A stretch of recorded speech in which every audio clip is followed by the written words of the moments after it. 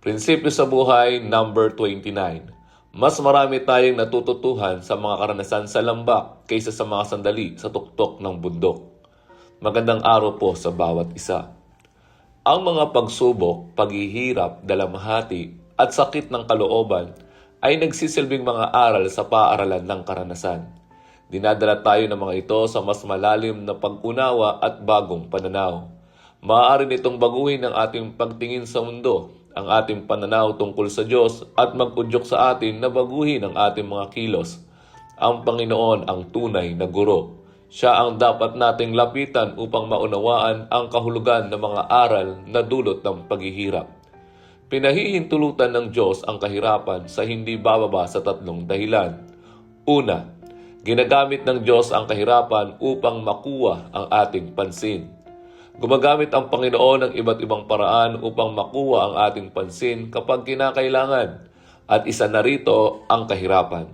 Isa sa pinakamainam na tugon kapag bigla tayong tinamaan ng pagsubok na malinaw na may mensahe mula sa Diyos ay ang gawing personal na panalangin, ang Psalm 25 verses 1 to 7. Huwag mag-atubiling tumugon kapag kinuha ng Diyos ang iyong pansin. Tumugon agad na may pagpapakumbaba. Pakinggan mo ang nais niyang sabihin sa iyo. Pangalawa, ang kahirapan ay humahantong sa pagsusuri ng sarili. Minsan, pinahihintulutan ng Diyos ang kahirapan upang tayo maudyukan na suriin ang ating sarili.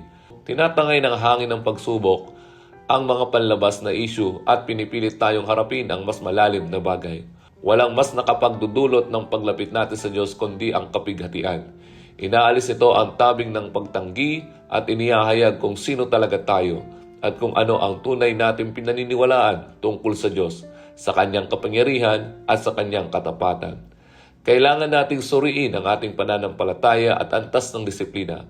Matatag ba tayo sa pagtitiwala kay Kristo o nadadala tayo ng bawat masamang hangin na dumarating? Hinihikayat ni Pablo ang mga taga-Korinto, ngunit suriin ng tao ang kanyang sarili. 1 Corinthians 11:28. Ibig sabihin, tingnan mong mabuti ang iyong puso at alamin kung ano ang nagtutulak, nag-uudyok at umaakit sa iyo. Kung hindi Diyos ang sentro nito, hindi iyon tama. Siya ang dapat na pangunahing motibasyon sa bawat bahagi ng buhay. Ang mga tumanggap kay Kristo bilang tagapagligtas ay mga templo ng Espiritu Santo at nais niya tayong maging malinis at kapaki-pakinabang ng mga sisidlan. Wala tayong dahilan upang hayaang manatili sa ating buhay ang basura ng mundo o ang mga pagkakamali ng nakaraan. Nais ng Panginoon na tayo mapalaya mula sa anumang nagbubuklod sa atin, mental, emosyonal, psikolohikal o espiritual. Kapag tinanggap natin ang mga sugat ng nakaraan bilang bahagi ng ating pagkatao, tinanggap natin ang maling pananaw at maling plano. Tayo ay mga bagong nilalang kay Kristo. Kailanman ay hindi tayo hiwalay sa Kanya. Tinataka niya tayo ng Kanyang Espiritu. Ang luma ay lumipas na, ang bago ay dumating na. At ang bagong buhay na ito ang nagbibigay sa atin ng pag-asa sa mga panahong tila wala ng pag-asa. Pangatlo, ang epektibong aral ay humahantong sa pagbabago ng pag-uugali. Kapag kumikilos tayo tulad ni Kristo, lumalabas ang ating tunay na pagkakakilanlan. Ang mga guro ay nagtatakda ng malinong na layunin sa pag-uugali upang makita kung tunay na natutunan ng mag-aaral ang aral. Ganon din ang mga aral na itinuturo ng Panginoon sa pamamagitan ng kahirapan. Ang layunin ay pagbabago sa pag-uugali. Kabilang na ang pagbabago sa mga paniniwalang nagbunsod ng maling kilos. Hindi sapat na makuha ng Diyos ang ating pansin o nasuriin natin ang ating buhay.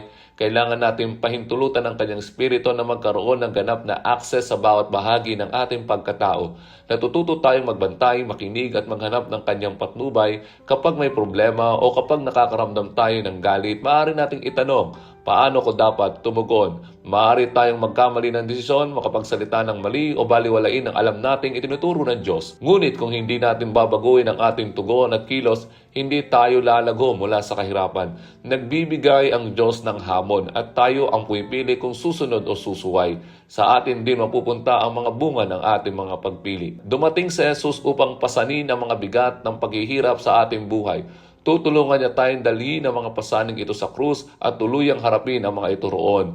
Palagi niyang iniisip ang ating ikabubuti. Siya lamang ang nakakaalam na ang sakit ang nagbubukas ng daan tungo sa ganap na espiritual na kagalingan at pagpapanumbalik.